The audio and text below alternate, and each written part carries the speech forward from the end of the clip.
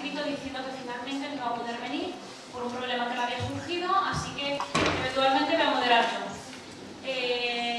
Para empezar, presento a Lidia África Costa Lázaro, que es periodista y doctoranda de estudios feministas y de género, que nos viene a hablar con su ponencia Esculpiendo los cuerpos, una aproximación a la definición estética de la salud y el empoderamiento en el fenómeno de las fit girls.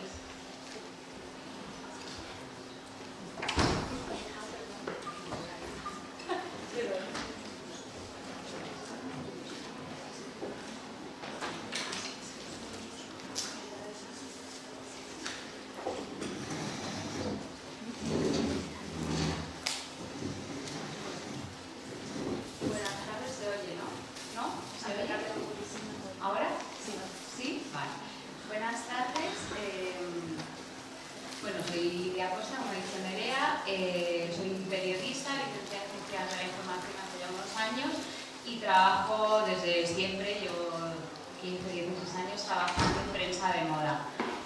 Actualmente soy la editora de moda de la revista Einstein, una revista de moda americana, trabajo en la edición española, claro. Y bueno, hay un fenómeno, bueno, quería dar las gracias, lo primero de todo, a mis compañeras del doctorado, al comité organizador, vaya, por este trabajo que habéis hecho, que entiendo todas las que estáis por ahí todos.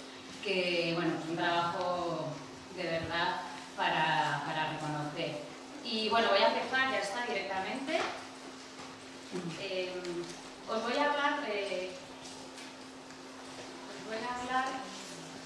a intentar hacer una presentación muy genérica de un fenómeno que me interesa desde hace un tiempo, que nace a la luz, digamos, de todo el entorno online, todas las revistas, las publicaciones femeninas, básicamente, tanto prensa tradicional, en papel, vaya, como y sobre todo en medios online. Bueno, es el tema de las fit girls, no sé si estáis familiarizados y familiarizadas con el concepto. Es bueno, una evolución interesante de la it-girl, que es la que conocemos como la bloguera de moda, imagino que más o menos sabemos de lo que estoy hablando, la influencer, la prescriptora, tiene varios calificativos. Pues la evolución actual de esa prescriptora es la fit girl, es una mujer que nos habla, nos ofrece y nos invita a la práctica deportiva, pero unida a unos conceptos que, bueno, que es lo que vamos lo que voy un poco a analizar un poco por encima, que son los conceptos de la salud y el empoderamiento. Ellas hablan de hacemos deporte porque nos empodera a las mujeres, que por fin tenemos acceso a ese espacio que hasta ahora era un espacio tradicionalmente masculino y machista, el espacio del deporte, el entorno del deporte, y ellas ahora intentan demostrar a través de sus redes sociales que por fin la mujer se ha adentrado en este entorno y además llevando a cabo la cultura del sacrificio, el culto al cuerpo, que es mi lectura, no sé si estaréis de acuerdo, ahora lo veremos. Ellas por supuesto lo niegan, no hay culto al cuerpo, sino que hay una búsqueda y un mantenimiento de la salud y del empoderamiento. A través del deporte, digamos que ha nacido una nueva mujer y una nueva identidad, la identidad fit. En los últimos años, 2 o 3 años en el caso de España, obviamente este fenómeno, como casi todo, llega a España más tarde, que viene en países como Estados Unidos, Australia y Reino Unido, básicamente, funciona desde hace muchísimos años con algunas fit girls, estas mujeres que son auténticas estrellas, celebrities, están forradas, millonarias, contratadas por las marcas con mayor presupuesto, porque ahora veremos que este fenómeno obviamente está unido a un interés comercial por parte de las marcas deportivas, otros muchos tipos de marcas. Y bueno, en España, lo que os digo, en España en los últimos 2 o 3 años asistimos a este interesante fenómeno que circula a través de las redes sociales ligado a la práctica del deporte por parte de las mujeres. Son las fit girls, traducibles, como ya os he dicho, como chicas fit, chicas sanas, chicas en forma. y que son por tanto fashion también, haciendo un poco el link con el paso anterior que es la It Girl, y con estilo, las prácticas conforman un estilo de vida saludable adoptado, eso sí, insisten, por libre elección. Las mujeres se han convertido en presencia imprescindible en las revistas femeninas de moda y estilo de vida, sobre todo en sus versiones digitales, donde proliferan con celeridad y cada vez mayor poder de influencia las secciones dedicadas a los consejos sobre deporte, nutrición y moda. Este fenómeno opera en base a tres pilares: deporte, nutrición y moda. También es importante destacar que la mayor parte de ellas, estas mujeres, no se dedican profesionalmente al deporte. Eso es lo que a mí más me llama la atención, que el mensaje es que cualquier mujer con una profesión, ama de casa, da igual, puede y debe adoptar este estilo de vida saludable, ¿no? Ese es el mensaje, porque hay muchas famosas ahora, actrices, bueno, las celebrities de turno, que también son consideradas fit girls, por estar locas en el deporte y tal y cual, pero a mí me interesa más la parte de en qué momento una mujer que tiene una vida X y un trabajo X decide someter su cuerpo a semejante sacrificio como supone el entrenamiento deportivo, los planes nutricionales, como ya llaman. Nunca hablarán de dietas, hablan de planes nutricionales, porque dieta remite como a un concepto restrictivo y ellas insisten en que no prescinden de nada, ¿no? Que son muy felices con ese nivel de sacrificio y tal. Bueno, el mensaje, como digo, es que cualquier mujer puede y debe adoptar esa nueva identidad fit y ser como ellas, saludables y, como decimos, empoderadas. Vemos que la mala legitimación del cuidado de sí se afirma a través de expresiones como hay que cuidarse y hay que quererse, fórmulas que llevan al compromiso por buscar la salud para cuidar de una misma, pero también de la familia. O sea, tradicionalmente la mujer tenía derecho, digamos, a cuidarse como para garantizar los cuidados de su familia. Ahora también puede y debe cuidarse para garantizar los cuidados de la familia, pero ahora también para garantizarse su propio cuidado. De esa manera, también elevar la autoestima manteniendo un cuerpo valorado, ¿no? Que dice Martín Criado en un artículo que a mí me parece muy interesante, que se llama "Las tallas grandes perjudican seriamente la salud". Para ello, como ya digo, comparten en sus redes sociales. Yo en mi investigación en el TFM y en la tesis doctoral estoy centrándome solamente en Instagram, ¿vale? En las fotos y en los textos que cuelgan, en los textos verbovisuales que cuelgan y que comparten en Instagram. Para ello comparten en sus redes sociales, blogs, fotos y vídeos con sus entrenamientos, experiencias en carreras populares, recetas de comida saludable, mensajes de motivación y otros trucos y consejos. Trucos y consejos son contenidos patrocinados por marcas, es decir, mis zapatillas son tal marca, recomiendo este sujetador deportivo, tal, si hay un patrocinio cubierto, obviamente, por detrás. Pero también comparten, esto también me interesa mucho, registros numéricos, nutricionales, ritmos de carrera, peso, índices de masa corporal, repeticiones, calidad del sueño, niveles de hidratación. Todos esos registros numéricos los van recogiendo pues, con lo que llaman los wearables, los gadgets o tal, ¿no? Que recogen con wearables o gadgets para dar cuenta de sus sacrificios y logros. Y sobre todo producen y reproducen una novedosa identidad fit, definida básicamente, como digo, por este estilo saludable y empoderante. Y es en esta primera aproximación donde resulta fácil detectar cómo ambos conceptos, salud y empoderamiento, dan respuesta a la heteronormatividad propia de la sociedad patriarcal. Como decíamos, tiene también que ver con esa nueva feminidad a la que se refieren cuando hablan de empoderarse. Ahora ellas son capaces de hacer deporte, de adentrarse en un territorio tradicionalmente machista, pero además lo hacen como subversión, manteniendo su feminidad. Es decir, ellas entienden que la subversión, la novedad, la rebeldía en este fenómeno está en colarse en un ámbito masculino machista, pero además manteniendo su feminidad. Bueno, entienden que así lo tienen que hacer y ahí reside en gran medida su valía, ¿no? En ese esfuerzo consciente por mantener una feminidad que ahora veremos que está realmente hiperfeminizada, a mi modo de ver. ¿Cómo producen y reproducen esa hiperfeminización? Con las tecnologías de género como el maquillaje, hacen rostros y uñas, ellas corren, hacen pesas, lo que sea, siempre maquilladas, con uñas postizas, extensiones en el pelo, incluso cirugía estética en el caso de las mujeres que practican básicamente el fitness, ¿no? El pecho es grasa básicamente y el ejercicio, el deporte, la musculación quema la grasa, por lo tanto tienen que restablecer esos niveles de feminidad a través de estas tecnologías del género como el maquillaje, incluso la cirugía estética. Cirugía estética es la que se hace en un cuerpo sano y cirugía plástica es la cirugía que se hace sobre un cuerpo que no tiene por qué estar sano, ¿no? Esa es un poco la diferencia a grandes rasgos. Aparte de estas tecnologías de género, ellas incluyen en sus outfits cuando salen a correr y tal, perdón por el vocabulario, pero es que hablan así.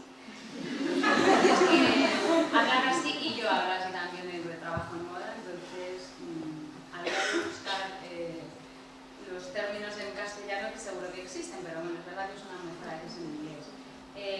Lucen conjuntos de ropa estudiadísimos, coordinados en color, tal, siempre o casi siempre, o muchas veces con el rosa como protagonista, que es una cosa que a mí me sorprende también mucho, la resignificación, bueno, la asignación definitiva del rosa como color femenino.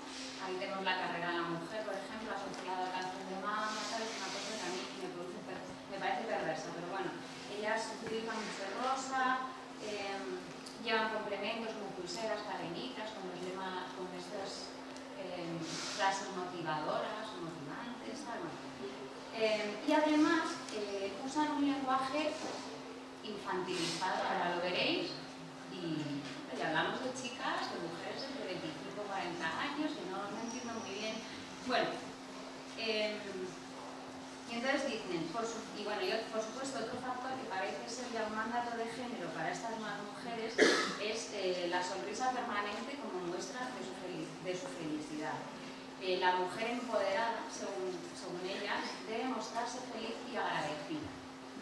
¿A qué o a quién? A la vida, dicen. Y muchas veces, pues lo vais a ver en sus posts, una foto de una carrera, un entrenamiento, de no sé qué, gracias a la vida. Incluso existe como hashtag en inglés y tal. Bueno. A ver, os sitúo, os resumo, edad media de 25 años, mujeres deportistas aficionadas, naturaleza del fenómeno online, fenómeno propio del neoliberalismo económico en el que nos encontramos, estilo de vida basado en la salud y el empoderamiento, por libre elección. Paso a por qué es importante este fenómeno en el mundo en el que yo trabajo, que es periodismo, yo lo llamaría comunicación, ¿vale? Porque las revistas de moda ya nos hemos convertido en agencias de comunicación, reproducimos notas de prensa y nos debemos a los anunciantes, o sea, no hay periodismo ninguno, ¿vale? Cualquiera que me oiga de empresas editoriales me matará, pero bueno. ¿Por qué es importante este fenómeno en el contexto en el que yo trabajo? Porque las fintechs son la alternativa económica a las estrategias publicitarias tradicionales. Imaginad que el coste de una página de publicidad en una revista de moda, como pueda ser InStyle, obviamente depende del anunciante y de las tarifas de la revista, pero bueno, pueden oscilar entre 2.500 y 5.000 euros, ahora en época de crisis y tal.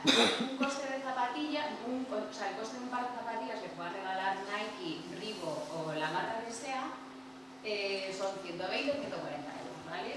Es una comparativa muy básica y muy somera para que veáis que las marcas deportivas básicamente cada vez más desvían, no es que desvíen el presupuesto, es que directamente cancelan los presupuestos de publicidad dedicados a la prensa tradicional y regalándole un par de zapatillas, invitándolas a un evento de running, de no sé qué. Os lo cuento porque yo participo de ella, porque soy deportista, soy periodista, no soy freak, porque no utilizo mis redes sociales para esto, pero participo también, ¿vale? Porque nos invitan intentando hacernos influencers comprándonos con un par de zapatillas, ¿no? Con muchos pares de zapatillas. Las nuevas estrategias de publicidad encubierta buscan contenidos de apariencia redaccional, los curios reportajes y los advertorias, que se llaman. Esto es empresa tradicional, cada vez se tiende más a esto, a los reportajes publicitarios con apariencia redaccional, maquetados en la propia redacción y trabajados de hecho en la propia redacción, ya no salen no son páginas con la creatividad viniendo de una agencia, sino que se hace en la propia redacción de la revista. El impacto pues de un post de estos dedicado a una sola marca que puede estar 24 horas, que puede aparecer durante 24 horas en primer lugar en el Instagram de estas mujeres, es infinitamente mayor al impacto que pueda producir una página de publicidad en una revista de 164 páginas, por poner una cantidad, y con un contenido medio de páginas de publicidad tirando por lo bajo, que es la tendencia por desgracia, de 10-20 páginas de publicidad en general. Es decir, si tú coges una revista y empiezas a pasar páginas de 164, te encuentras con 10-20 de publicidad, obviamente tu cerebro no retiene el mensaje publicitario de la misma manera que si coges Instagram y ves que 5 de las figures que sigues están posteando el mismo evento, las mismas zapatillas, tal y cual, ¿no? La nueva consumidora construye fácilmente relaciones de identificación con estas mujeres al considerarlas voces legítimas por independientes frente a la censura que ejercemos sobre el mensaje publicitario tradicional, ¿no? Y más hablando de temas de móvil. Bueno, vuelvo a cómo se configura muy básicamente esta identidad fit, porque ellas se definen como fit girls, es decir, es una identidad que adoptan. La identidad fit se construye necesariamente en un proceso de diferenciación y extrañamiento del otro, el hombre en general y las mujeres sedentarias en particular, que requiere de una constante construcción y mantenimiento de esas fronteras o afuera constitutivo. La construcción de una identidad se basa, por tanto, en la exclusión de algo y en el establecimiento de una jerarquía violenta entre los dos polos resultantes. En este caso, esta identidad se construye entre dicotomías tales como hombre-mujer, sana, enferma, gorda, delgada, deportista, sedentaria, fuerte, débil, valiente, cobarde, orgulloso, humilde, a la moda, desfasada, consumidora, no consumidora. Como vemos, al no ser de base naturalista, sino contingente, este proceso identitario requiere un mantenimiento constante a través de cualidades que, como el esfuerzo físico y psicológico, el sacrificio, la solidaridad, la felicidad y la imposición de nuevos retos, son sancionados positivamente dentro de la comunidad femenina fit y también fuera por el patriarcado. Estos son valores asociados a la mujer, asociados y sancionados positivamente en la mujer por tradición, ¿no? Por tradición patriarcal, el tema de la felicidad, vale, fatal, bueno, perdonadme. Algunas de las fit girls más conocidas, no utilizo sus nombres, utilizo sus nicknames. David tiene 51.000 seguidores, casi 52.000 seguidores, que se dice pronto. Eli Fitness, otra que está por ahí, que son 15.000 seguidores. Os hablo de perfiles bajos, bajísimos. Bueno, David es una de las más conocidas, pero Eli Fitness, que no tengo nada en contra ni a favor porque no la conozco, podéis verlo, es un Instagram básico, tiene 15.000 seguidoras, o sea, es una cosa tal. Amaya Fitness, esta es de las profesionales porque es nutricionista, foralera, tal, 195.000 seguidoras. Entonces, bueno, el tema es interesante. Sobre el empoderamiento, tomo un texto de Ana de Miguel, el feminismo, bueno, de su último libro, el mito de la libre elección, que se llama El feminismo no es un cajón de esas, perdonadme, no, voy a pasar a fotos, ¿vale? No veis el texto, pero bueno, aquí vemos culos, tetas, abdominales, más culos, más tetas, tal, ¿vale? A mí estas imágenes, que son, además, las formas de expresarse en Instagram de estas chicas es totalmente ritualizada. Coges Instagram, 2 de 3 de ellas, y son el mismo tipo de fotos, los mismos tipos de platos, las mismas composiciones, tal, bueno. Y a mí esto me recuerda, bueno, dice Ana de Miguel, el neoliberalismo económico encuentra en la desigualdad de género y el neoliberalismo sexual la legitimación del discurso. Todo se puede comprar y todo se puede vender, con el consentimiento exclusivo de las implicadas.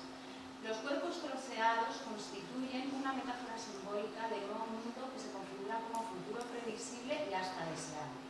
La conversión del cuerpo en mercancía es un viejo mandato del patriarcado que sintoniza con la visión del mundo neoliberal y la refuerza. Ella se refiere a la prostitución. Sacando esas propias conclusiones no digo ni muchísimo menos, pero bueno, es una forma de ofrecer el cuerpo esos cuerpos fragmentados, focalizados en las zonas más erotizadas, según la heteronormatividad, ¿no? Bueno, pues que resulta curioso que una definición de prostitución puede encajar con este tipo de imágenes, ¿no?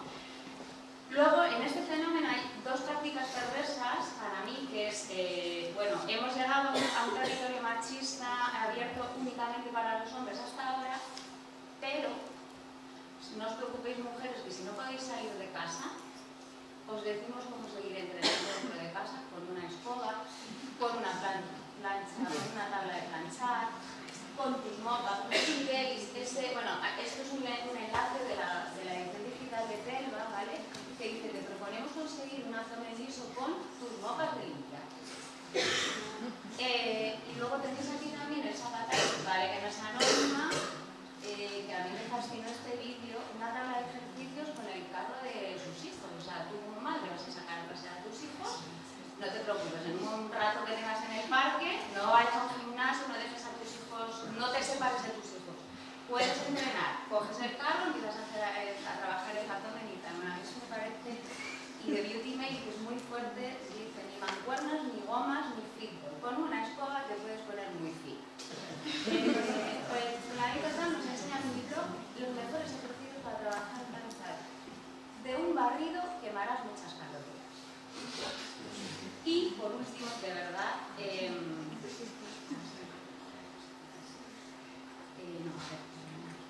tema del lenguaje infantilizado.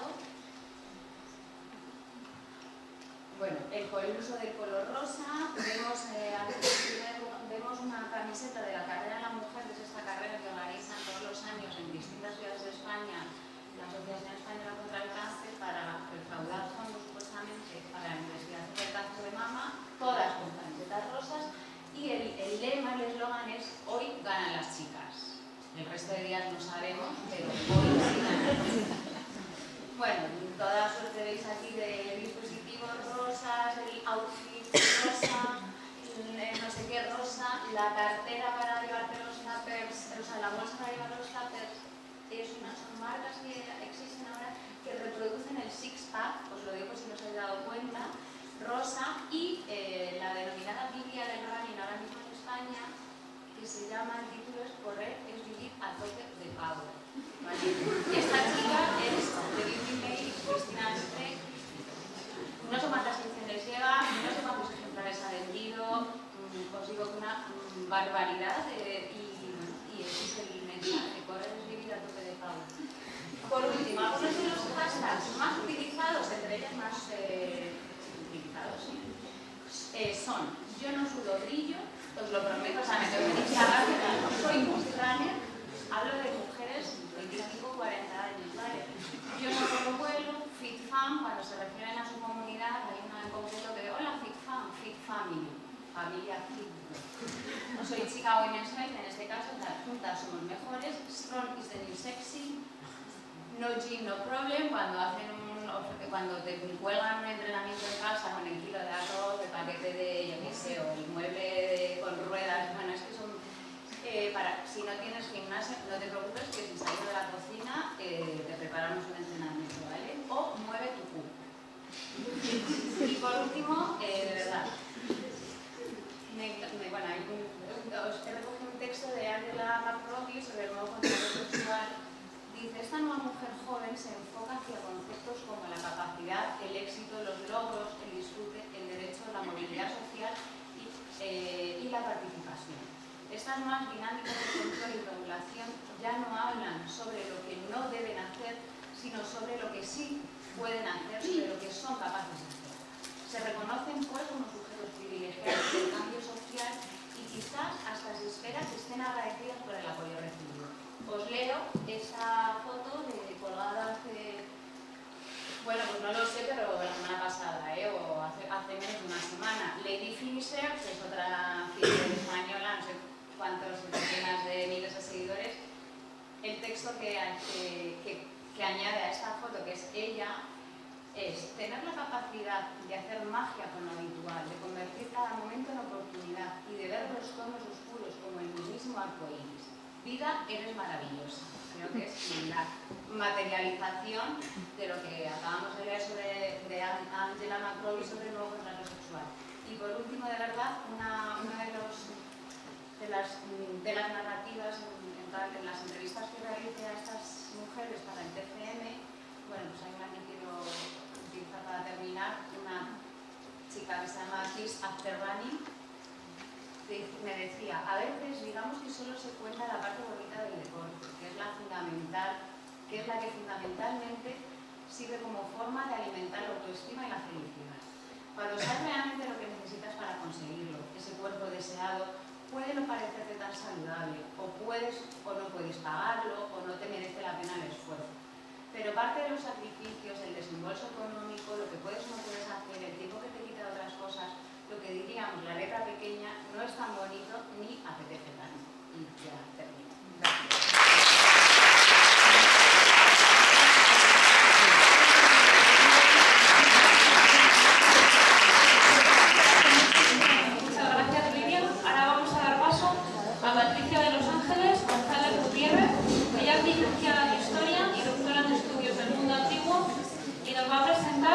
Úteros errantes y suicidios histéricos.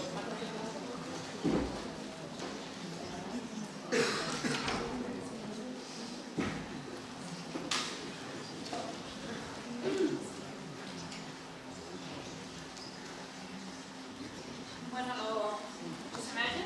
Es que no nos vemos aquí. Quería agradecer a la organización por la oportunidad de estar aquí y, bueno, ya quienes asisten de forma heroica un viernes por la tarde a estas charlas, intentaré ser breve y hacerlo más heroico aún. Voy a hablar un poco de toda la naturalización del género. O sea, en muchas ponencias se ha hecho un marco teórico aludiendo de pasar al género y yo voy a escarbar un poco como un topo en ello y quedarme ahí.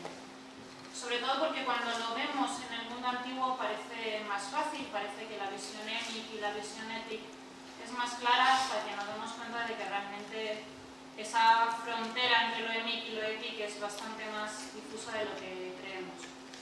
Cuando construimos un discurso sobre el género siempre hablamos de naturaleza, de lo biológico frente a lo construido y realmente deberíamos darnos cuenta que la naturaleza también la construimos culturalmente. Esto se hace tanto por parte de la ciencia como por parte del folclore y acaba siendo un círculo vicioso en que lo natural se da por supuesto porque es natural, pero para estudiar lo natural se parte de lo que se da por supuesto. En el mundo antiguo esto acaba siendo que lo que se da por supuesto bajo cualquier concepto, por una parte es el binarismo de género, es decir, solo hay hombres y mujeres, y por la otra parte la jerarquización, es decir, las mujeres son inferiores a los hombres. Esto parte de la construcción social que se hace en el mundo antiguo, en que necesita justificarse que la mujer sea doméstica, no tenga derechos civiles, etcétera, etcétera, etcétera. Y esto se estudia por parte de la ciencia en un discurso en que la ciencia intenta ver por qué pasa eso y no cuestionar que eso pasa. De hecho, lo tenemos en Aristóteles, toda la construcción de la realidad se va a hacer sobre este binarismo de género jerarquizado. Entonces, todo se construye en pares que se asocian al hombre y a la mujer. Lo racional y lo emocional, lo frío y lo caliente, lo húmedo y lo seco, lo oscuro y lo luminoso, todo se va asociando a este binarismo, con lo cual no se puede cuestionar simplemente porque se caería todo el resto de la construcción social. Y cuando se busca el elemento clave de la diferencia entre hombres y mujeres, se encuentra en lo más evidente y lo asocian al útero. De hecho, el útero va a acabar cobrando una importancia tan básica que se acaba disgregando del resto de la mujer. Pese a que los médicos digan que el útero errante es una soberana estupidez, porque ellos han visto que el útero forma parte del cuerpo y es como cualquier otro órgano, en la intelectualidad y en el folclore va a pervivir. La teoría básica del útero errante es que el animalillo que tiene una voluntad propia y que si no se le da de comer adecuadamente se va moviendo por el cuerpo y pegándose a distintos órganos. Entonces cualquier diferencia y cualquier enfermedad femenina se van a asociar a que el útero está haciendo de las suyas. Esto asociado a que se considera que la mujer es más fría, no es capaz de cocer bien todos los residuos, lo cual va a hacer que el útero se encuentre más incómodo y se pegue más a todos esos órganos que ya de por sí son como más esponjositos, con lo cual van a durar menos. Y esto acaba siendo una justificación para una serie de finalismos, es decir, el útero es el origen y el final de todo. De hecho, en los exvotos de úteros que podéis ver ahí, que son romanos, esto va a quedar muy claro. Siempre se presentan de forma exenta y muchas veces animalizados. No sé si lo veis abajo, los que tienen forma de pez. Ese útero pez es muy común. Y la boca que se abre y se cierra como si boqueara. De hecho, muchos amuletos van a presentar el útero como que se puede abrir o cerrar a voluntad. Con lo cual eso va a justificar cosas, por ejemplo, como los matrimonios precoces. Si una virgen cuando tiene la menstruación, que es cuando el útero se activa, no se casa pronto, ese útero se enfada y pulula por el cuerpo hasta que causa una crisis histérica que lleva a las mujeres a suicidarse. Es decir, si una familia ya tenía una presión social para casar a la niña, ya cuando piensan que la niña se puede suicidar si no es que se casa, pues es mayor. De hecho, hay una fuente clásica que dice que en un momento hay un episodio de suicidios histéricos y la única forma de pararlo es acudir de nuevo a la feminidad. Se amenaza a las familias con que las muchachas que se suiciden por estas cuestiones virginales las van a colgar desnudas en medio de la plaza. El pudor puede al suicidio histérico y para la oleada de suicidios. Justifica también los recasamientos, porque si no las viudas corren peligro, o la necesidad de la maternidad, pese a que hay médicos que dicen que, bueno, que esto realmente el embarazo y el parto que es un peligro, que no tengamos tan claro que es un bien básico.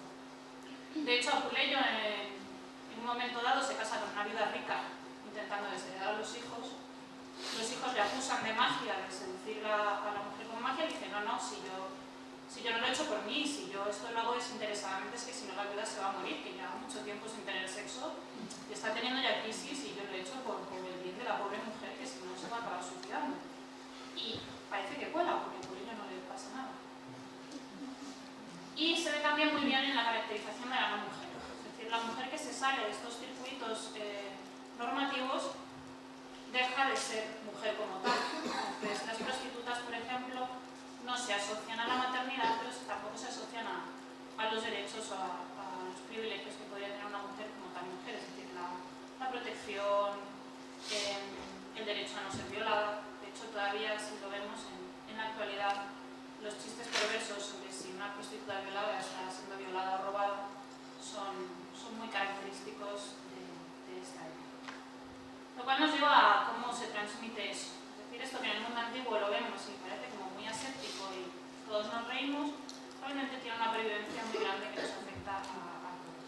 En el concepto de la histeria moderna, es decir, deja de ser tan clásico que es el útero se mueve, pero en el folclore se asocia todo primero a que es un problema mental si la mujer no cumple con su rol de género, y segundo a las hormonas.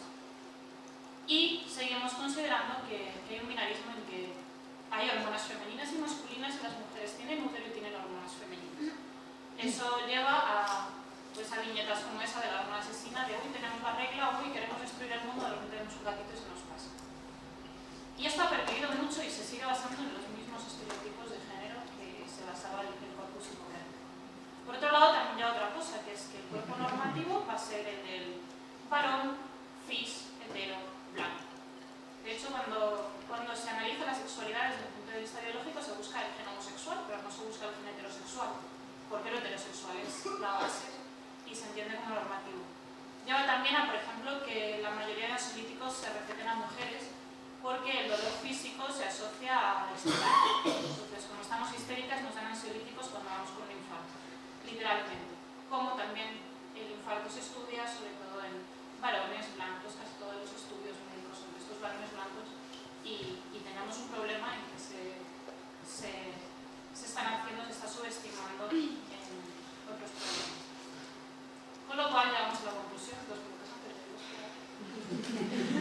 Sobre cómo nos afecta esto, primero deberíamos asumir que la misma construcción de género es una construcción, es decir, no hay un sexo y un género, estamos construyendo el sexo. Es decir, hay mujeres que no tienen útero, hay personas que tienen útero y no son mujeres, hay terceros géneros. Pues llevamos también 2 días muchas veces hablando de mujer sin plantearnos qué estamos asumiendo cuando asumimos que alguien es una mujer. Con lo cual, tenemos que siempre repensarnos a nosotros mismos para no acabar siendo totalmente transfóbicos o eurocéntricos. Es decir, muchas veces cuando se habla de mujeres indígenas se olvida que su concepto es distinto.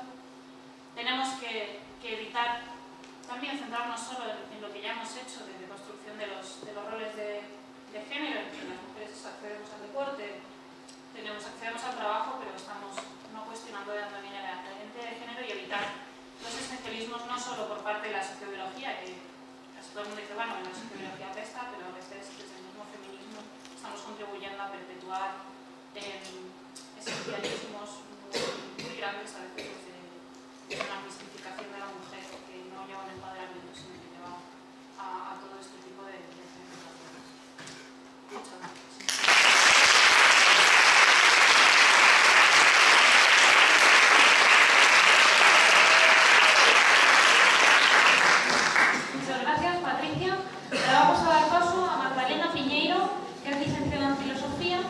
Doctoranda en Estudios Interdisciplinares de Género en la Universidad de La Laguna y autora del libro Stop Gordofobia.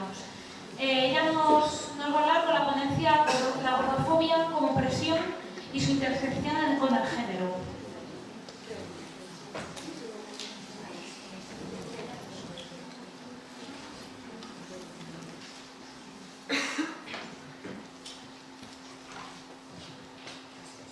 Escuchamos súper alto, ¿no?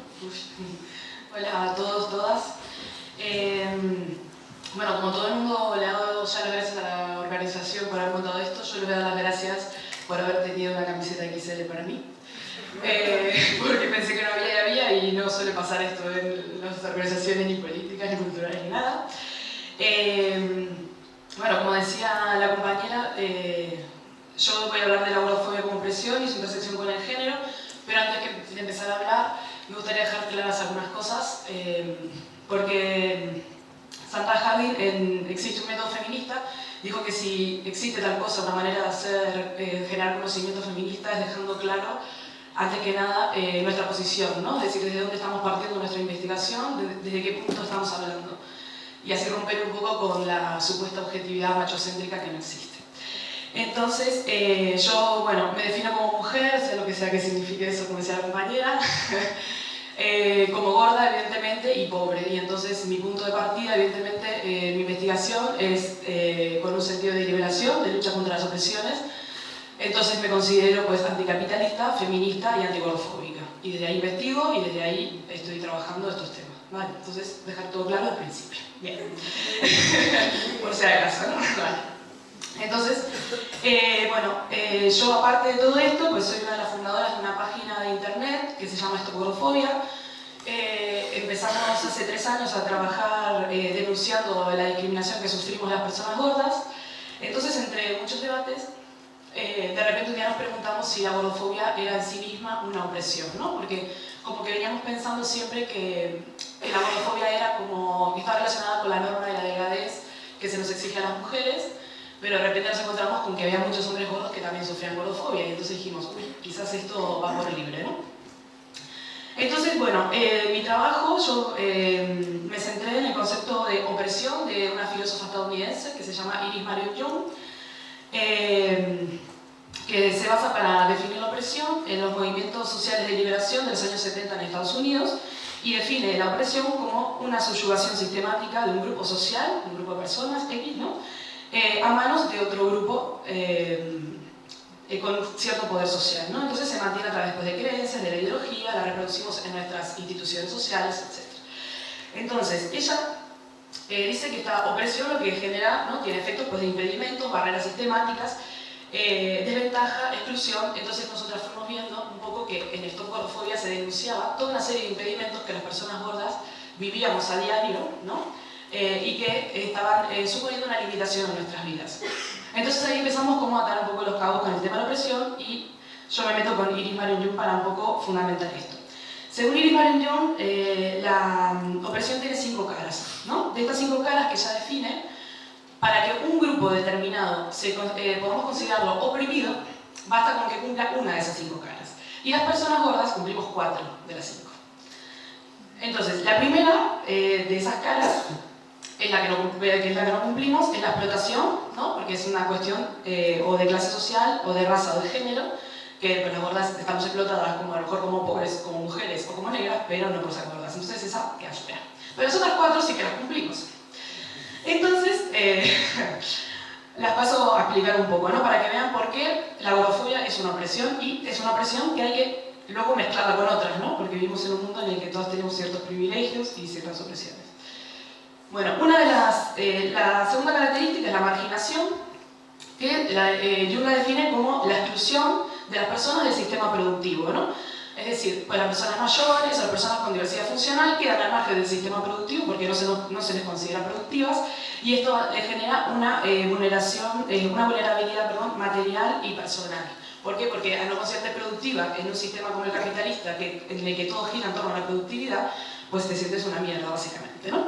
Entonces las personas gordas somos marginadas del sistema productivo porque se nos discrimina por gordas. Es decir, hay muchos casos denunciados que aparecen en Stop Gordofobia y otras páginas que trabajan esto, en el que las personas gordas denuncian que al entrar a una entrevista de trabajo son rechazadas abiertamente por la persona que les entrevista porque son gordos o gordas. ¿Vale? Esto está pasando y, por ejemplo, no hay ninguna ley que contemple que no se deba discriminar a las personas gordas en temas laborales, ¿no?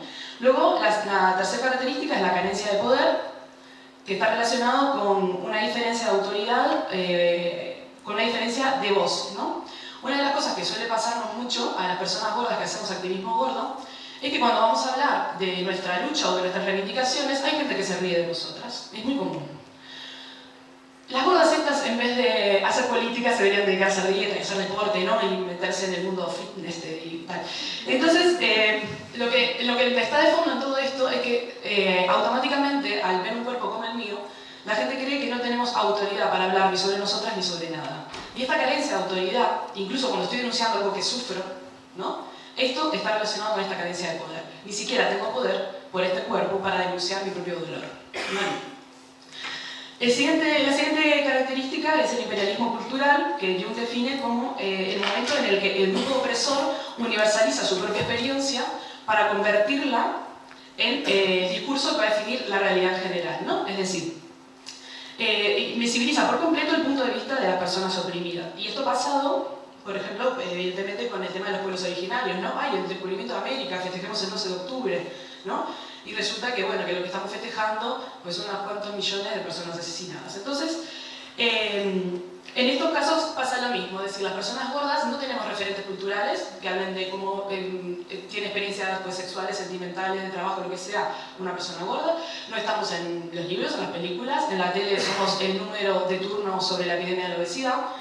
Y evidentemente, algo que tengo siempre y que me da la razón, cuando por ejemplo hay una película de terror, el gordo es el que se muere segundo después del negro, ¿verdad? Entonces, estamos totalmente ridiculizadas, somos la masa de la que todo el mundo se ríe, y ese es nuestro referente cultural sobre nosotras. ¿Qué se puede construir desde ahí, ¿no? ¿Qué identidad estamos construyendo las personas gordas bajo este imperialismo cultural?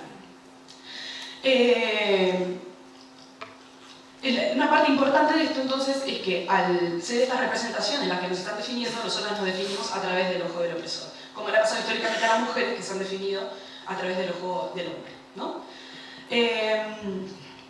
Por último, pues la última característica es la violencia, que eso no tengo ni que definirlo, puede ser verbal o física, y es una violencia que no se ejerce porque sí, sino por el hecho de ser gordo, ¿no? Evidentemente, supongo que se le viene a la cabeza los casos de bullying, que aparte hay unos cuantos denunciados recientemente, en los cuales a los niños y niñas gordas que sufren bullying o incluso agresiones en la calle, ¿no? Es decir, muchas de las personas gordas, yo misma también, yo siempre hablo desde mí porque lo tengo en el cuerpo integrado. Por ejemplo, hace poco iba caminando, yo soy de Tenerife, iba caminando por la calle y iba por uno de estos huecos que las rejillas estas, ¿no? Que en el sótano, los locales y tal. Total, que fue a pasar por encima de la rejilla y un señor muy amable me dice, cuidado gorda que vas a romper la rejilla, ¿no? Entonces, ese tipo de cosas a diario, cotidianas, son agresiones verbales que sufrimos las personas gordas, que sufrimos violencia también. Entonces, de estas 5 características de opresión de Iris Baron-Young, las cumplimos las gordas, por lo tanto, las personas gordas somos un grupo oprimido dentro de nuestras sociedades. Y un poco lo que reclamo es que a la hora de que se analice pues, las opresiones en esta sociedad, se tenga también en cuenta esta opresión, ¿no? Yo en concreto, como decía, soy feminista, entonces hice un poco como un intento de análisis interseccional, porque aunque la gordofobia la sufrimos hombres, mujeres, personas trans, incluyamos, ¿no? Todas las diversidades corporales, identitarias y tal, la realidad es que no se vive evidentemente de la misma forma cuando se entrecruzan distintos géneros o distintas opresiones, ¿no? Es decir, no va a ser lo mismo nunca la opresión de género que sufre una mujer negra que una mujer blanca, pues lo mismo en el caso de las gordas. Entonces, centrándome ya en esto para terminar, porque seguro que no me queda mucho tiempo, me metí con el tema de la opresión estética que sufrimos las mujeres a través con Naomi Wolf en El mito de la belleza. Una de las cosas que ella dice es que el triunfo ciertos éxitos, digamos, de la segunda ola feminista, como el hecho de poder salir del hogar, salir a trabajar, ¿no? Salir a la calle las mujeres, había generado una reformulación del patriarcado en el que el patriarcado nos dijo, ah, sí, ¿querés salir? Bueno, vas a salir, pero vas a salir bajo mis condiciones. Y mi condición es que estés buena. Entonces, para la mayoría de los trabajos hay una exigencia estética con nosotras, ¿no? Ahí va, bien. Entonces, esta exigencia estética evidentemente se nos cruza con a todas las mujeres, pero hay unas ciertas diferencias que yo he notado por el hecho de ser gorda, ¿no? Es decir, la exigencia estética la sufrimos todas las mujeres, incluidas las delgadas, pero luego las personas gordas, al ser interpretadas de una forma y sufrir la gordofobia, se nos mezcla con otras cosas. Y para mí esto es algo que tenemos pendiente como un debate feminista que hay que tener, ¿no? Yo como hablo, decía, de la militancia y de la lucha por la liberación, pues vuelvo a esto, ¿no? Primero, la violación y el acoso callejero son distintos cuando una mujer es gorda que cuando una mujer es flaca. Por ejemplo, un caso que nos llegó una denuncia, bueno, unas cuantas, es de unas chicas que al ser violadas y contar que habían sido violadas, las personas a las que se lo estaban contando les dicen, pues al menos agradece que alguien quiso violarte y acostarse contigo. Vale. Entonces tenemos como, o sea, si ya de por sí ser violada, ¿no? Es complicado. Una cosa más. El acoso callejero, pues no es lo mismo tampoco. Tampoco es lo mismo el hecho de que se patologizan los cuerpos de las personas gordas, ¿no? Que automáticamente al ver una persona gorda se considere que estás delante de una persona enferma. También hay otro debate relacionado con la objetivación, es decir, muchas veces se lucha desde el feminismo contra la objetivación de los cuerpos y sin embargo hay muchas mujeres gordas que están hablando desde yo quiero ser objeto sexual. Luego, el tema de la liberación sexual, que es un tema muy recurrente dentro de los colectivos feministas y sin embargo las personas gordas ni siquiera acceden muchas veces a un primer encuentro sexual como para hablar de poliamor. La verdad. Y luego, una cosa para mí muy importante es que hay muchas teóricas que están hablando de temas, por ejemplo, como los trastornos de conducta alimenticia, que son muy importantes de investigar, pero que se están investigando sin hablar de gordofobia, cuando es la otra cara de la moneda. Es decir, ¿por qué? Porque las gordas somos la inspiration, que les llaman, es decir, la inspiración, el asco, lo que no quieren ver las flacas reflejado en su espejo es un cuerpo como el mío. Y hasta que no empecemos a hablar de esto, de este problema, de lo gordofóbica que es esta sociedad, que le está diciendo a las pibas que más vale estar muerta o enferma que ser gorda, pues difícilmente podamos abordar este tema, ¿no? Nosotras somos pues, el entorno constitutivo de la norma de la delgadez, somos las gordas. En este sentido, yo siempre digo que, como dice el proverbio, tenemos que empezar a dejar de mirar la mano que señala la luna y empezar a mirar la luna misma, que es gorda, por cierto. Gracias.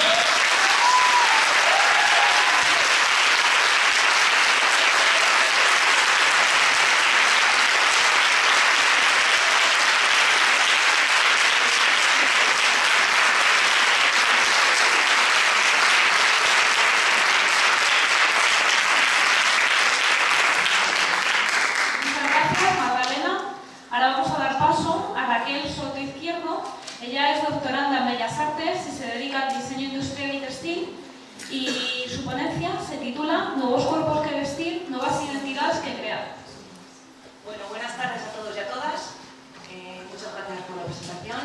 Agradecer también a la organización que genere estos espacios de debate donde podemos comenzar a hilar y a tejer redes. Nuevos cuerpos que vestir, nuevas identidades que crear es parte de una investigación de curso que forma parte de mi tesis, donde tengo una búsqueda en una moda sin género, una manera de hacer legibles los lenguajes técnicos del diseño para cuerpos no normativos, también incluye a las gordas. Esta búsqueda nace de la necesidad de generar nuevas propuestas para subvertir los patrones hegemónicos a través de la indumentaria como un lenguaje de las identidades desde la perspectiva de género. El campo en el que trabajo, la moda, ha sido considerado durante mucho tiempo como algo banal, algo efímero, algo también propio de las mujeres. Quizá por eso ha estado también durante mucho tiempo relegado del ámbito académico y también de la teoría social. Y aunque moda no es solo la ropa que vestimos, moda es cualquier producto de consumo masivo, mi búsqueda sí se centra en la indumentaria. Porque vestirse es uno de los ejemplos más inmediatos que tenemos y más eficaces también de transformar un cuerpo. Bien por determinar quiénes somos o bien por determinar quiénes queremos ser. Podemos definir entonces la moda como una producción de signos distintivos que ocurren sobre un cuerpo y que reflejan una identidad. Una identidad que se transforma en un lenguaje no verbal, donde podemos transmitir al otro una serie de cosas. A qué clase social pertenecemos, a qué edad tenemos y qué género. En realidad es un ejercicio de interpretación para el receptor, un ejercicio donde se analiza lo que se ve, pero dentro de unos roles, de unas normas, de cómo debemos vestirnos en el plano social. Entonces, yo me pregunto, ¿qué es ser normal? ¿Qué es un ser normativo, no? Porque si ahora mismo nos desnudásemos todos, tendríamos cuerpos muy, muy distintos. Pero, claro, yo os veo y estamos totalmente uniformados por la ropa. Un ejemplo muy claro se ve en los lavabos públicos. Todavía seguimos haciendo una diferenciación de género, poniendo a la mujer la falda y al hombre el pantalón, ¿no? Y aunque a lo largo de la historia no ha sido quizá el mayor motivo de diferenciación el género, sino quizá porque estábamos también un poco intentando marcar nuestra clase social a lo largo de la historia y exceptuando la falda como prenda únicamente femenina, prácticamente, además, el patronaje entre hombre y mujer era prácticamente similar. Es curioso que con la llegada de la revolución industrial, la industria textil empieza a comenzar a hacer la diferenciación entre el binomio hombre y mujer, ¿no? Esta diferenciación, además, empieza a ocurrir cuando la mujer es relegada al ámbito privado como esposa y como madre, y al ámbito público como un objeto para ensalzar el atractivo sexual, aunque ello no se implique estar encorsetadas o enjauladas en una crinolina, en un corsé, etc. En cambio, la vestimenta del hombre sigue atendiendo a su prestigio social, es decir, se ve claramente el concepto de poder. Desde entonces, el sistema de la moda se ha basado en el binarismo hombre-mujer. Y con esta diferenciación patriarcal, el mercado nos lanza a nosotros la idea de identidad. Sé tú mismo, vístete como quieras, tú eliges tu propia ropa. Y en realidad no es más que un simulacro de aspiraciones y de apariencias, que en realidad representan la vida como una representación teatral, bajo el lema que se podría decir no exhibo, luego existo. Estrella de Diego, en el andrógino sexuado, hace una referencia a que el yo se construye en relación al otro, dice. Y es que en realidad necesitamos ver y ser mirados, sobre todo porque necesitamos vestirnos para interactuar con el otro. Pero no os preocupéis, que en esta representación tenemos una gran herramienta. Una herramienta que es el disfraz, esta vestimenta. Hoy hemos elegido todos cuidadosamente qué nos poníamos, bien para inscribirnos en la norma o bien para subvertir. Entonces, ¿es real nuestra identidad? ¿Qué ocurre con nuestra identidad? Porque en el momento que nacemos nos imponen una identidad de género. Nos dicen, es niño, es niña. Y además nos asocia un color, y aunque no ha sido así a lo largo de la historia, el rosa es para las niñas y para las fit girls, y el azul es para los niños. Entonces, somos educados en unos códigos y adquirimos unos roles de género. En realidad nos vestimos en esencia de lo masculino y de lo femenino, es decir, somos un estereotipo.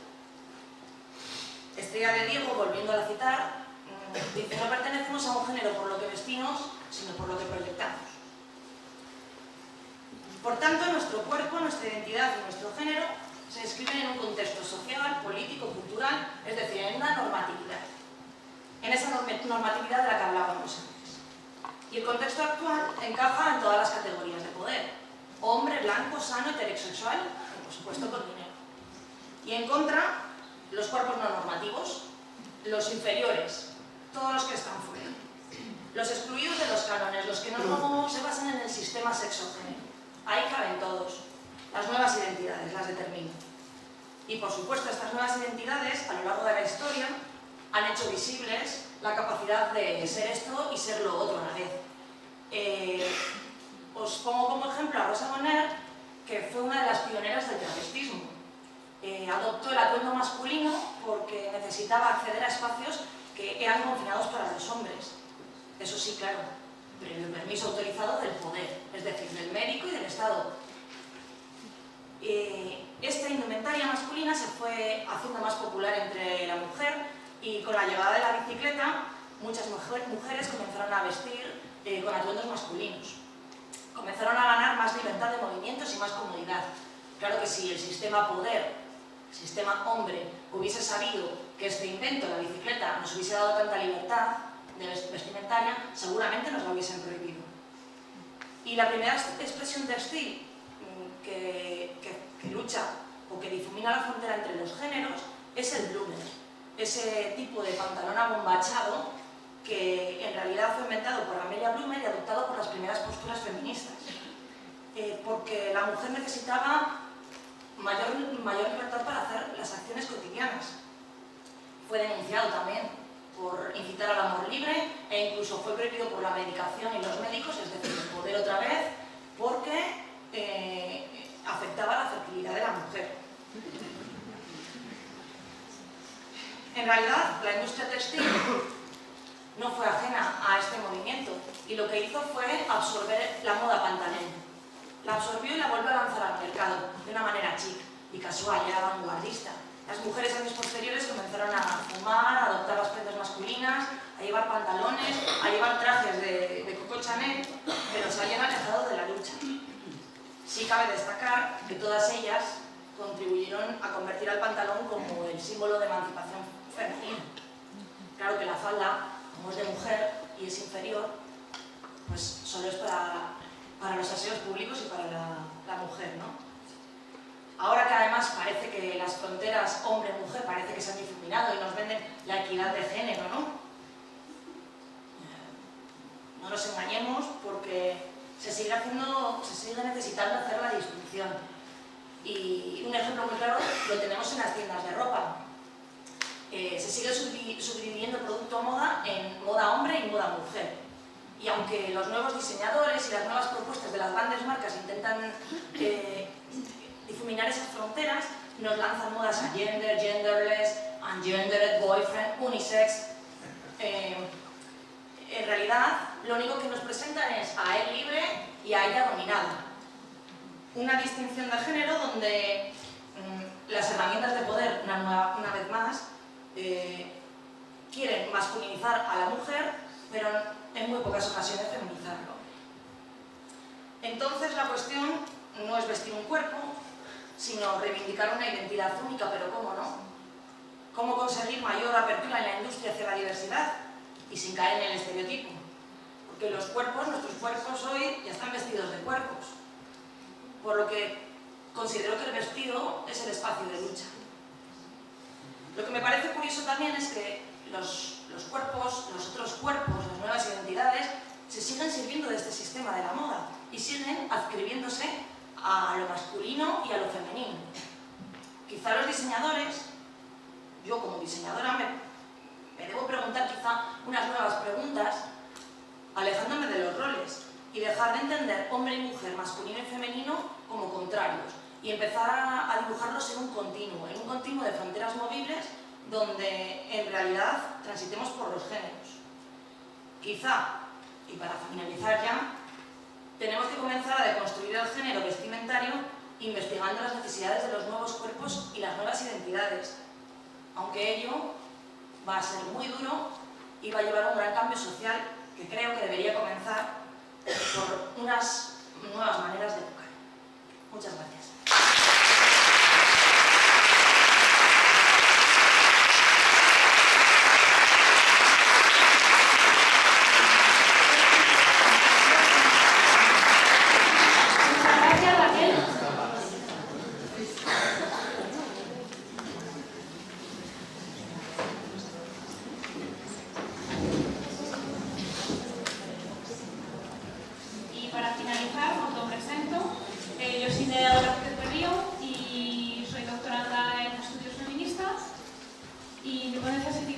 Nuestra sexualidad sin nosotras, un análisis sobre el malestar sexual de las mujeres en clave feminista.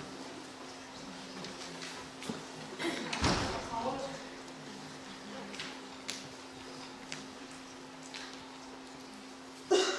Me gustaría que comenzásemos con un pequeño vídeo introductorio en el que se va a abordar desde el cine algunas de las cuestiones que después voy a ir destacando.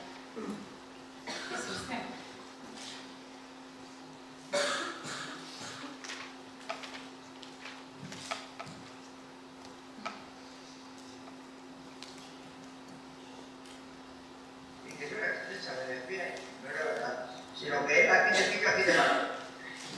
Nunca me ha creído. Ahora, que yo voy a saber que el truco está en estimularse. Yo soy un tío orgásmica. Yo fui muy feliz sexualmente. Hasta me daba que me había la pierna. ¿Y sabéis por qué? Que me gustaba hablar de esas cosas. Bueno, me gustaba hablar que todo. Nunca tuvimos secreto aquí de esto ni de ninguna cosa. Nosotros nunca fuimos cosas marihuana. Como podéis ver en esta introducción, vamos a debatir en torno a temáticas del malestar sexual de mujeres.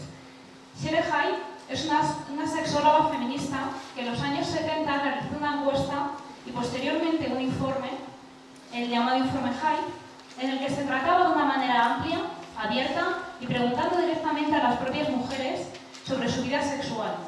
Como podéis imaginar, el descontento apareció enseguida entre las respuestas que daban las mujeres. High decía que la sexualidad femenina se ha considerado esencialmente una respuesta a la sexualidad masculina y al coito. Si tenemos en cuenta esta afirmación, podemos preguntarnos dónde están las voces de las mujeres, dónde están nuestras voces y dónde está nuestra capacidad de agencia. Y es que muchas veces, aún hoy en día, está ausente, hay un vacío de voz, o hablamos a través de las voces que no son las nuestras. Hablamos a través de las voces de otros porque estamos sujetas a normas sociales y culturales que nos retienen y nos legitiman de una manera y no de otras, y que no permiten que se produzcan cambios fácilmente.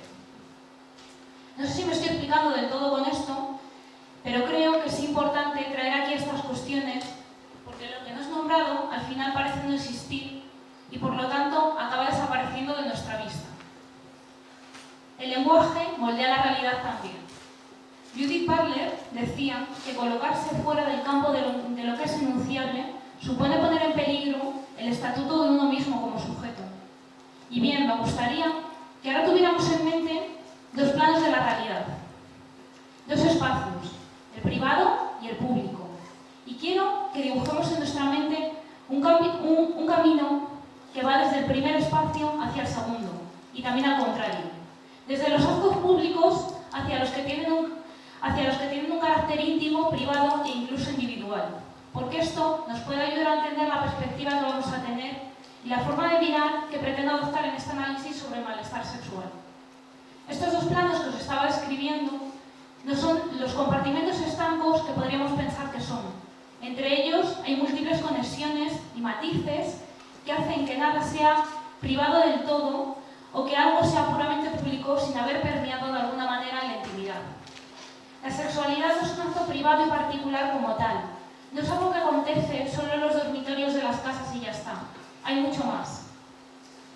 pensar en la vida íntima y en la social por separado es erróneo. Como veis, vamos a estar durante toda esta comunicación oscilando entre lo íntimo y lo común. Si nos paramos a pensar en nosotros mismos, en la vida diaria, y en por qué nos comportamos de la manera en que lo hacemos, nos puede sorprender la cantidad de veces que tenemos en cuenta a los demás. Incluso cuando simplemente estamos pensando en cómo haríamos algo hipotéticamente, tenemos presente un montón de cosas más, a las personas, a las normas, y en el fondo nunca estamos parando de interactuar. Es muy interesante porque al final esta imagen propia que creemos que nos caracteriza y que es una señal de identidad y una marca personal, es la imagen que los demás nos están devolviendo constantemente y que después la recogemos y la hacemos propia.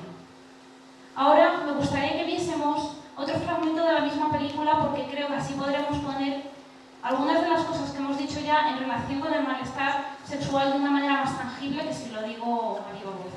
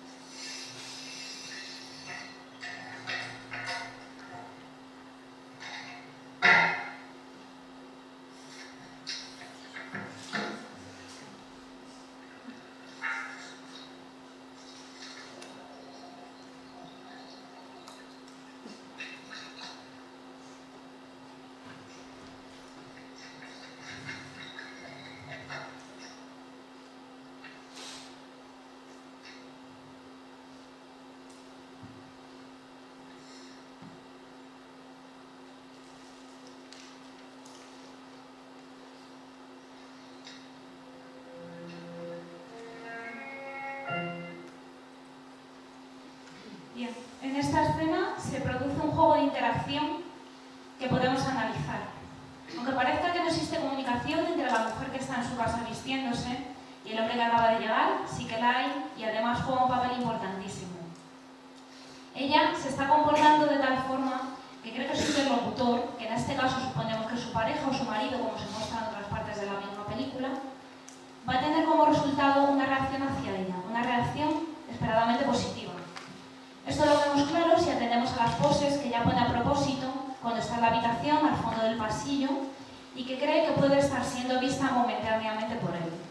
Además, se marca muy bien la diferencia porque esta actitud es bastante impostada y artificial y queda claro que están enmarcados sus gestos dentro de un rol de género bastante concreto. De la misma manera, cuando esta mujer cree que está en soledad y que nadie la está mirando, da la sensación de que se quita una careta y que su realidad es otra bien distinta. En una ocasión, durante una entrevista, una mujer me comentaba que ella prefería sentir que alguien la deseaba a desear ella directamente a alguien. Esto era porque su forma de desear pasaba principalmente por la acción de los demás hacia ella y no por la acción propia. De esta manera se podría decir que era más deseada que deseante. Y esto marca mucho cómo te posicionas frente a tu sexualidad. En la escena de la película, el hombre no está atendiendo a los reclamos de la protagonista. Podríamos decir que no está validando su comportamiento porque no hay reacción ninguna de ningún tipo y solamente hay indiferencia. Como diría Goffman, le está quitando la cara o le está dejando sin ella, entendiendo la cara como la imagen de la persona delineada en términos de atributos sociales aprobados. Hay algo de lo que aún no hemos hablado demasiado, pero que ha estado presente implícitamente en todo lo que hemos dicho hasta ahora, y eso es la identidad. La identidad, en este ejemplo, juega un papel doble. Por un lado, la protagonista está encarnando una identidad impuesta, una identidad que no es la suya, sino la que cree que debería tener como mujer en el terreno de lo sexual. Por otra parte, aparece la realidad que está detrás de lo que ella hace para ser vista y reconocida dentro del rol de cómo ha de ser la sexualidad femenina y el deseo. De esta forma, la realidad queda suplantada por ideales modélicos que son tomados como reales, como verdaderos, probablemente porque hay una falta de realidad o porque no existen roles tan realistas para las mujeres en los que verse reflejadas. En los años 60, la psicóloga social Betty Friedan estudió a las mujeres de la sociedad estadounidense de posguerra. Muchas de estas mujeres habían dejado sus carreras para regresar al hogar y ser amas de casa. Durante esos años hubo un retroceso en las libertades sociales respecto a lo que habían sido los años de guerra, en los cuales muchas de estas mujeres habían tenido que salir al mundo de lo laboral y de lo académico. Pero en esta sociedad de posguerra, entre la población de mujeres amas de casa, había una enorme incidencia de depresión y de una desgana aparentemente injustificada y se intuía una tristeza general en todos los aspectos de sus vidas. Las mujeres que la sufrían no sabían decir exactamente qué es lo que les estaba pasando porque vivían todo lo que su sociedad les había enseñado que tenían que soñar. Es decir, tener un marido, hijos, dinero, una casa grande. El problema real venía porque tenían una falta de identidad propia. A estas mujeres se les había arrebatado sus aspiraciones, sus sueños, sus carreras y las herramientas para lograrlo y superarse. Y es más, les habían dicho que ser una mujer de carrera y una mujer trabajadora les haría ser unas infelices y les haría ser poco atractivas para los hombres. Se encontraban bajo un modelo de feminidad que no les dejaba ser ellas mismas y les imponía una forma de vida que les prometía la felicidad y que justamente resultaba llevar a todo lo contrario. Y cuando se deprimían, evidentemente no podían entender qué les estaba pasando, por qué les estaba pasando eso a ellas, y buscaban otras causas posibles para esa depresión. No sé qué pensáis de todo esto, pero yo creo que tiene ciertas similitudes con las razones por las que se podría producir el malestar sexual de muchas mujeres. Nuevamente se trata de una cuestión de identidad. ¿Y qué se puede hacer frente a esto? Pues en realidad yo no tengo unas respuestas claras ni conclusiones, pero creo que sí puedo señalar hacia algunos pilares que pueden ser fundamentales en un cambio a la hora de entender a las mujeres como sujetos independientes en cuestiones de sexualidad. La educación, al igual que el lenguaje, es uno de estos puntos fundamentales y a través de ellos se puede cambiar muchas cosas o seguir perpetuando muchas otras de forma bastante sutil. La importancia del lenguaje, de la que hablábamos al principio, la necesidad de nombrar lo que permanece oculto y dejar de ser cómplice de mentiras que perpetúan realidades erróneas. También apuntaría a la sororidad como motor de cambio, a la camaradería entre mujeres tratando de hablar, como veíamos en el vídeo del comienzo, sin caretas. Creo que también tenemos la posibilidad de cambiar muchos aspectos si entendemos a las causas adecuadas. Recientemente se están buscando soluciones farmacológicas o se están diseñando nuevas patologías de mujeres como los trastornos del deseo. Las causas muchas veces se pueden encontrar más fácilmente en lo individual que en lo social, porque resulta más cómodo diagnosticar a las mujeres que presentan un malestar que cambiar un modelo que no las tiene en cuenta como sujetos. Ahora, si el tiempo lo permite, me gustaría que pudiésemos intercambiar opiniones juntos en torno a todo esto. Muchas gracias por vuestra paciencia.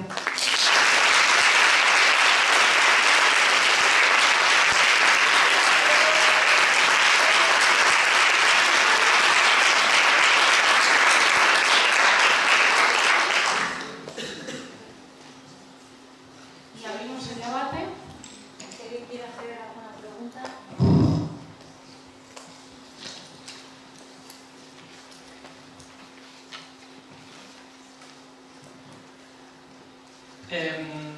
Bueno, yo quería hacer, bueno, muchas gracias a todas, porque yo creo que habéis hablado de unas cosas muy interesantes, pero yo quería hacer una pregunta a Lidia. Yo que, por ejemplo, reconozco que estoy al servicio de un dietista, de estos que te hacen un plan de vida, de estos, un plan nutricional de estos tan interesantes que es una dieta. También tengo varias amigas que, aunque no lleguen a ese nivel de fit girls, de vender tanto su cuerpo, sí que es verdad que están al servicio de nutricionista, de gimnasio, de entrenador personal. También conozco una chica que hace concurso de bikini, obviamente pues llevan los pechos operados. También tengo otra amiga que, aunque la parte del gimnasio no le gusta, pero ya con 26 años está operada de lipoestructura y pechos. Entonces la pregunta es que cómo, aun sabiendo todo lo que has contado, que realmente estamos vendiendo nuestros cuerpos por qué seguimos haciendo esto y por qué, y en relación con la otra exposición, por qué seguimos teniendo esta abortofobia que parece estar muy generalizada, aun sabiendo que dices, sí, es que está mal, pero es que no, se sigue viendo como una cosa muy generalizada. Bueno, yo no digo, obviamente se me ve el plumero hablando mal y pronto, ¿no? Yo en mi TFM y en la tesis no diré si bien o mal. A mí, en principio, yo no vengo a hacer una crítica en ese sentido. No tengo la respuesta. Si acotando el objeto de estudio a estas fit girls que funcionan y operan en el entorno en el que yo trabajo, es decir, muchas son periodistas o trabajan en publicidad, en cuanto a que son que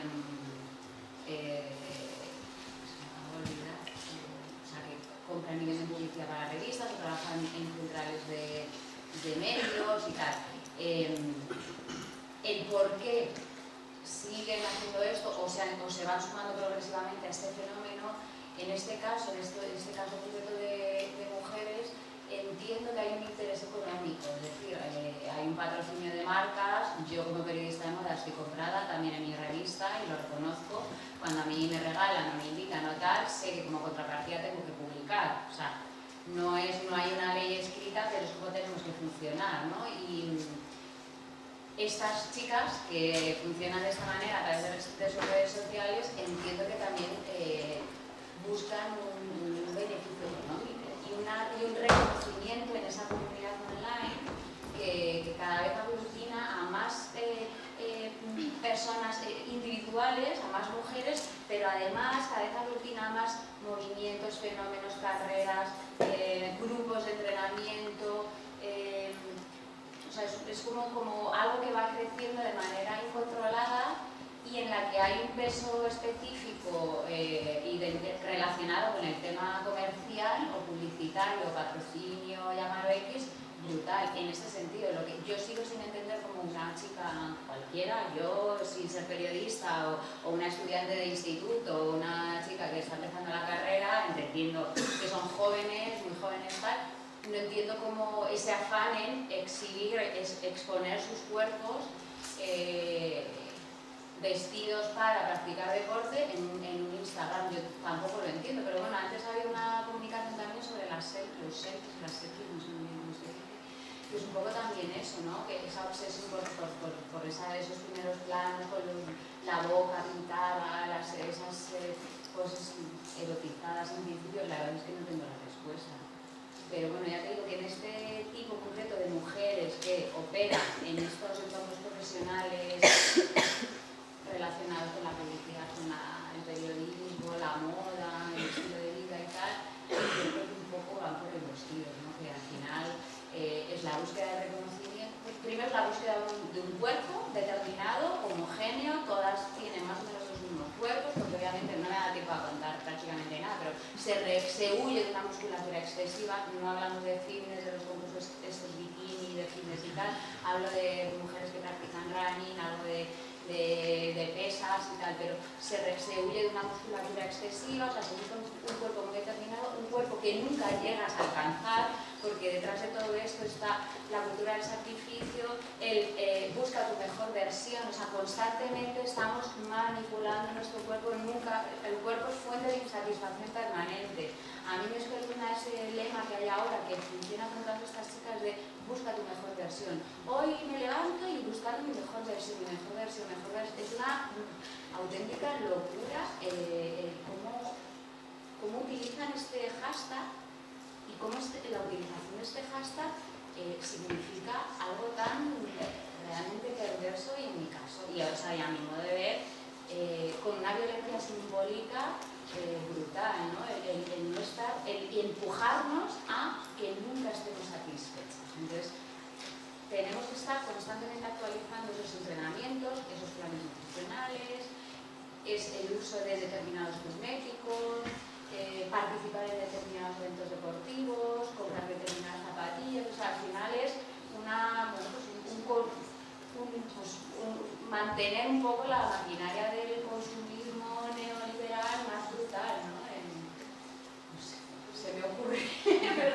Pues te puedo contar una cosa que me pasó porque me parece que viene perfecto. Una vez me llegó un mensaje de una chica fit que me dice, hola, ¿puedo ayudarles? Se me queda así, y me queda así, claro. Entonces yo le digo, mira, no, muchas gracias, esta página lucha contra la discriminación de las personas gordas, luego ya lo que cada uno haga por ahí pues es un problema, ¿no? Pero no es esta página. Entonces ella me responde, ¿cómo que luchan contra la discriminación de las personas gordas? Es que las gordas merecen ser discriminadas. Porque yo me esfuerzo para tener el cuerpo que tengo, para ser una privilegiada, para estar buena y para que todo el mundo me admire. Entonces, si vos no lo haces, pues es tu problema y te aguanta la discriminación. Entonces, lo seguimos haciendo, seguimos cayendo en esto porque es una ostentación de género y de clase. Porque hoy en día en el mundo en el que está lleno de gente gorda, ser flaco es una ostentación de clase social también. ¿Quién puede ser delgado? ¿Quién tiene tiempo para hacer todo esto? Y dinero. ¿No? Es decir, y también es ostentación de género, porque aparte Naomi Wolf lo dice, de que en el fondo es la ostentación de género porque es el privilegio de ser la que obedece a la forma patriarcal que te dice que tienes que estar obsesionada con la estética porque es un tiempo que dedicas a eso y no estás dedicando a luchar. Que eso lo dice también Naomi Wolf, ¿no? Es decir, la dieta es el cerebro político de las mujeres. La obsesión por la estética, la obsesión por la estética es una forma también de tenernos tranquilitas en el gimnasio en lugar de la calle. O sea, yo en eso sí que me posiciono totalmente. Lo veo, vamos, muy bien. Yo también quería hacerle una pregunta, precisamente a ustedes dos y un poco en la misma línea. Por un lado me gustaría saber, creo que casi que la pueden contestar también a la par. Por un lado me gustaría saber qué opinión tienen sobre el fenómeno curvy, o sea, si es positivo para estos otros cuerpos o por el contrario, que no recuerdo de manera los tiros, es una manera de a lo mejor acallar a quien esté un poco nervioso pero no termine de posicionarse. Y por otra parte también me gustaría conocer o sea, la opinión que tienen al respecto de que el deporte femenino, o sea, las mujeres han hecho deporte toda la vida, el deporte femenino en España, quiero decir, no está subvencionado, está desigualizado, no se tiene en cuenta, pero el fenómeno FIT da más dinero que el deporte profesional femenino. Entonces me gustaría un poco saber si han llegado a alguna conclusión al respecto a estos temas. Claro, es que el fenómeno FIT no habla del deporte femenino, habla de correr, hacer pesas de una manera muy controlada y quizás, bueno, estoy fatal, perdonadme, ¿cómo se llama este deporte que está tan de moda de los entrenamientos militares? CrossFit, perdón, vale. CrossFit, running y algo de fitness, ¿vale? Y punto pelota, o sea, estas mujeres, no hablamos de fútbol en España. Yo asistí el año pasado a un seminario sobre el fútbol femenino en España, hay wedge, hay movimiento, footfen, tal cual, bueno, es interesantísimo, pero bueno, es que este fenómeno deportivo no, o sea, es que no hablan de deporte, no hacen deporte, lo que hacen son prácticas determinadas enfocadas a conseguir un cuerpo determinado y no es deporte, porque ellas no sudan, brillan. Cuando una persona hace deporte, suda, cuando corre, y es lo que acabas de decir, la mujer en España, que yo sepa, ha hecho deporte más o menos toda la vida, ha hecho ballet clásico 18 años, nunca nadie me dijo, hice ballet clásico no buscando un cuerpo determinado, ¿vale? Que empezaría pues como se hacía antes, con las niñas a hacer ballet, los niños a hacer judo, fútbol, tal. Bueno, yo seguí practicándolo porque quise y tal. Por cierto, ahora se incluye en estos entrenamientos otra moda que es el ballet, fit, no sé qué y tal, que a mí me pone enferma porque yo respeto y valoro mucho la disciplina del ballet clásico como disciplina, no como búsqueda de un cuerpo, y tampoco como deporte, como una disciplina física y psicológica que va acompañada de pues, un entorno cultural. Es verdad que es bastante elitista lo que estoy diciendo, pero bueno, la música clásica, el piano, tal, no tiene nada que ver, a mi modo de ver, con meterte en un gimnasio a hacer pesas que yo lo hago, meterte en una clase de zumba que yo lo hago, o participar en una carrera que yo lo hago, ¿vale? Entonces, no hablan de deporte, no se refieren al deporte, ¿vale? Entonces, ahí está la primera diferenciación. Entonces, bueno, un poco Bueno, pues yo la verdad es que con el tema de las curvy tengo un problema. ¿Quería decir algo de las No, curvy? bueno, me parece más de lo mismo. O sea, es como poco a poco van incluyendo algo por la diversidad. Trabajo en una revista de moda y estoy tirando piedras contra mi propio tejado, pero bueno, eso es lo que me da la universidad, afortunadamente, no poder pensar de otra manera. el movimiento curvy, pues igual que de vez en cuando hay una campaña con una persona con disfuncionalidad no sé qué, o con una modelo con el vitíligo, ¿se llama? Vitíligo, la falta de pigmentación y tal, que la gente dice la enfermedad es esa de la piel, bueno, es falta de pigmentación, o sea, de vez en cuando para, bueno, ir un poco legitimando dentro de lo poco que se puede legitimar el mundo de la moda, no como creatividad, sino como vender producto, que es lo que hacemos las revistas de moda, pues van introduciendo pequeñas dosis, pues, como de inclusión de la diversidad, ¿no? Pero vamos, a mí me parece una desfachatez muchas veces, además, brutal. Y como antes alguien ha comenzado una comunicación sobre las portadas, comparando portadas de revistas femeninas y tal, el tema del Photoshop es otra historia, la historia para tal. Hemos visto la modelo está curvy ahora subir no sé qué en una foto y en una foto determinada y en una portada en la que le hayan pasado Photoshop de una manera completamente loca. A mí me parece malo. Me parece una chorrada, o sea, una chorrada, no tiene ningún, o sea, no me parece que estén haciendo nada por el reconocimiento de la diversidad del pueblo, quiero decir. No, a mí no me importa, yo tampoco le tengo mucho cariño al tema. Que más de lo mismo, vaya, ¿no? Sí, yo lo que voy a decir es que, así, voy a intentar ser breve.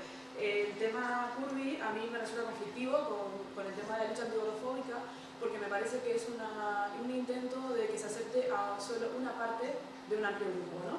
Si la curvy por lo general, lo tengo apuntado porque es mucho, la curvy generalmente, o la orihuela, que también se conoce así, es blanca, heterosexual, joven, consumista, o sea, tiene dinero, tiene un cuerpo proporcionado, no suele ser muy gorda, es occidental y sobre todo simpática. Entonces a mí lo que me parece es que... ¿verdad? Entonces, en cada moda tenemos eso, ¿no? Así que siempre vamos por el rollo de la simpatía, será porque si no, no hay otra manera de disfrutar esta vida, ¿no? Pero con el medio que tiene nuestro cuerpo sabrá que genera simpatía. Pero el tema es que todas estas características hacen que la gorda o la curvy sea una mujer que en el fondo es complaciente con el patriarcado y el capitalismo. Lo único que es un poquito gorda, entonces eso se le perdona porque en el resto obedece a todo tipo de normas, entonces como, bueno, no pasa nada, ¿no? Y a mí esto me recuerda un poco el boom que ha tenido el tema de las gordibuenas y el tema de las curvys y tal. Me recuerda, no sé si no mujeres reales, perdón. Ay, sí, las reales somos todas. A mí, o sea, yo me siento como, tengo como ahí como un rencor, ¿no? Porque esto me recuerda, por ejemplo, conocer la historia de Stonewall, que la empezaron a buscar la mayoría de personas trans, y luego por el camino de la lucha LGTB la fue olvidando, ¿no? Entonces, como en plan de, hubo ahí como una decisión de gays pro matrimonio, no sé qué, entonces yo me salvo, yo voy a coger mis 4 derechos y el resto, los maricones de barrio, las bolleras, no sé qué, pues me da igual, ¿no? Entonces yo siento que esta decisión de la bodybuilding y la curvy, lo que ha hecho es que un grupito que se vio a sí mismo como un grupo que podía ser aceptado en la sociedad y que podía sentirse del resto de gordas que dan vergüenza y asco, se fueron y nos dejaron a las otras. Sobre eso. Sí.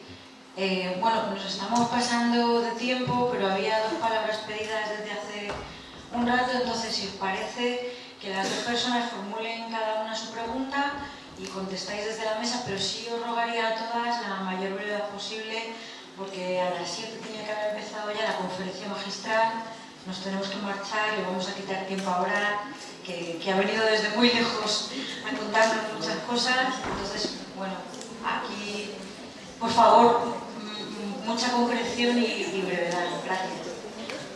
Vale, muy rápido. Lo siento, va también para vosotras dos la pregunta, pero es que estoy maravillada de que estén las 2 caras de la misma moneda en esta mesa sentada. Entonces, sobre todo la investigación sobre las fit girls me interesa mucho, como tú lo estás hablando, estás presentando una nueva forma, ¿no?, del patriarcado que tiene como de operar, que beneficia casualmente mucho al capitalismo, ¿no?, que es muy perversa, que encuentras la libertad de la dominación así muy perversamente. Y me interesa sobre todo, desde el activismo gordo, también cómo se utiliza la salud para legitimar esta práctica perversa, ver si había profundizado en el discurso de salud, cómo se articula, ¿no?, para sostener al final toda esta cosa rosa. Y quería solo ya lo último. Has hablado respecto a la moda, decías que el pantalón se criticó un montón, ¿no?, porque afectaba la fertilidad de las mujeres. Bueno, a las mujeres gordas se nos dice que la gordura afecta también a nuestra fertilidad. Igual ahí hay algo, ¿no? Bueno, yo realmente la pregunta va para Lidia, pero creo que tú también puedes decirnos algo, Magda, y es que realmente tú presentas estos discursos de la chica fitness como discursos de subversión y empoderamiento, y desde un posicionamiento personal yo creo que son más discursos de control, sumisión y disciplina de los cuerpos femeninos y sobre todo de los cuerpos gordos. Y me gustaría saber cómo te lo planteas, porque para mí nada tiene que ver con empoderamiento y subversión. Si podéis ser breves, por favor, en la respuesta. Vale. Sí, o me he explicado mal o probablemente me he explicado mal. Ellas hablan de que este fenómeno, estos sacrificios que ellas hacen, los hacen en pos de la salud y el empoderamiento. No me ha dado tiempo a leeros qué entienden ellas o qué dan ellas a entender según sus textos verbovisuales, sus fotos, sus posts. ¿Qué dan ellas a entender qué es la salud para ellas y qué es el empoderamiento? No me ha dado tiempo, pero lógicamente yo estoy completamente de acuerdo contigo. Si yo estoy estudiando este fenómeno es porque en algún momento empezó a chirriarme. Cuando yo a punto estuve de empezar a formar parte de ello, me chirriaban mucho sus discursos. Entonces, efectivamente, yo no veo ningún empoderamiento, todo lo contrario, veo un sometimiento y una producción y reproducción de roles de género, de estereotipos y de género al fin y al cabo y de desigualdad, todo lo contrario al empoderamiento. Y aparte, esa forma que ellas tienen de producir salud, básicamente basado en esas dietas tan restrictivas, dicen que no, y en el control es muy interesante cómo necesitan controlar con estos dispositivos. Iba a hablar de lo que hace, bueno, Carmen Romero, que no ha podido venir, ella tiene un texto también muy interesante sobre el ensamblaje de los cuerpos con lo artificial, lo humano, lo no humano, lo natural, lo artificial, como ellas para completar esas identidades y legitimar esas prácticas requieren constantemente de estos recuentos numéricos, materializar numéricamente esos logros, en la que ya no solamente el tema de calorías, lo habitual, los pasos que dan, bueno, obviamente tal, sino que monitorizan el sueño, monitorizan la cantidad de líquidos que tienen al cabo del día. O sea, es una obsesión absoluta por controlar ya no solo lo físico, sino controlar también la materialización numérica de ese control físico, de esos entrenamientos a los que se someten, entrenamientos y dietas. Entonces, estoy completamente de acuerdo contigo, yo no veo ningún empoderamiento, no veo ningún... Perdón, ya está. Sí, tenemos que terminar. Sí, también. Ya viene ya, por favor. Lo siento, pero... Sí, la respuesta... Sí. Y el resto de lo... Vale. Resulta curioso, ¿no?, que lo que decías de la fertilidad, en realidad la mujer, su fin dentro del patriarcado es ser madre y es buena esposa, ¿no? Entonces no me extraña que las gordas tengamos ese problema de es que no vas a ser fértil. Lo mismo que pasó con el pantalón y lo mismo que pasa si ahora mismo inventasen una prenda exclusiva de mujeres, ¿no?, en la moda o en otro sentido, o en otro ámbito cualquiera. Entonces es como, es que no vas a ser madre, es lo que te impone, ¿no?, que es tu mayor logro en la vida. Y aquí estamos para decir que no es nuestro mayor logro, que vamos a llevar pantalones, faldas y lo que haga falta, ser gordas o delgadas.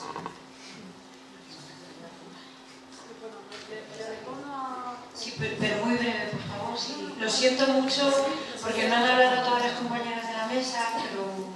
Nada, solo decir que el tema de la salud para mí es totalmente una ficción, una fantasía mediante la cual nos controlan los cuerpos. Para explicarlo muy brevemente, hay un estudio en Estados Unidos que estudió la salud basándose en 4 cosas que supuestamente lo debería ser una persona sana.